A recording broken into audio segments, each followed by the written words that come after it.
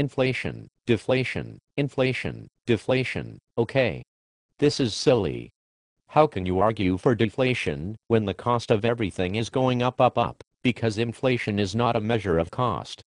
Inflation is a measure of the money supply.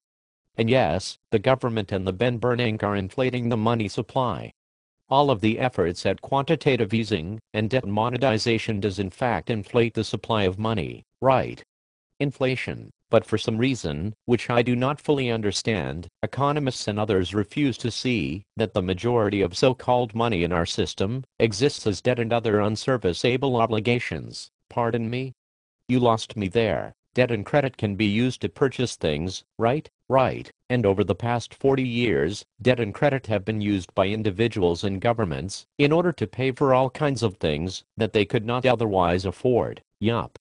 I agree with that point as well. But credit and debt only have value if the person who borrowed the money is capable of paying it back, with interest of course. Of course. Well, of the hundreds of trillions of dollars that exist in the world today, well over 95% of those dollars are simply promises to pay IOUs. Again, I understand you. But you still have not made your point about deflation. I'm getting there. Thanks. So, when a person or a government or some other institution cannot service his obligations, the money that they have is actually worthless. They are really in fact quite broke. Yes, you lost me. Let's say that I go to the bank and they lend me $5 million. Lucky you, right? And let's also say that I immediately run home and tell my family that, lo and behold, I'm a millionaire. Well, you are. Nope. I'm in fact in debt $6 million. Yes, I have $5 million credit dollars in the bank, but I owe the bank $6 million. The principal plus the interest. Okay, so now I'm running around town telling everyone that I'm worth $5 million, but in truth I'm way in debt. When the moment eventually arrives in which I cannot pay my monthly payment, all of the credit money that I possess immediately becomes worthless. It no longer has value because it was never really capital based upon production. It was just credits that I was given, all based upon my promise and ability to repay the loan. But wait.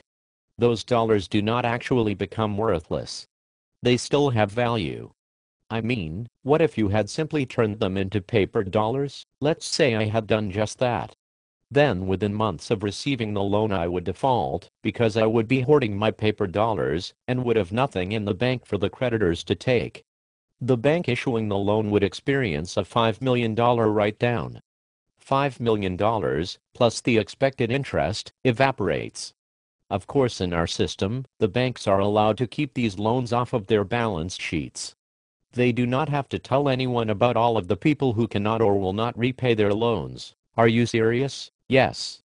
The government has told the FISB not to enforce mark-to-market accounting standards. The banks can value their assets however they so choose. They can even keep all of the bad loans off of their balance sheets, hidden from prying eyes. Wow. That's pretty sneaky. But you have yet to make your final case for deflation, okay? So, multiply the $5 million loan example many thousands of times. I mean, in the derivatives market alone, there are tens of trillions of dollars worth of promises to repay, but no one has the capital to actually pay off these obligations.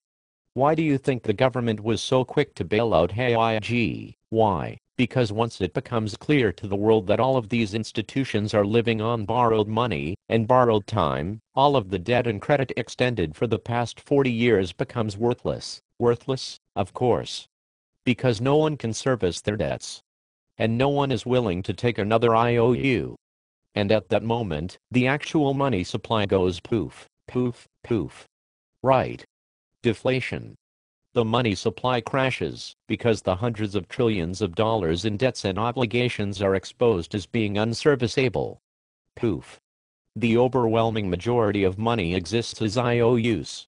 Once the IOUs become exposed as being unrepayable, the money supply crashes. Deflation, deflation, poof, splat, kaboom. Feels like an episode of Batman. But what about the Fed policies? Can't the Fed and the bank monetize enough debt in order to offset the hundreds of trillions in other obligations? They can try.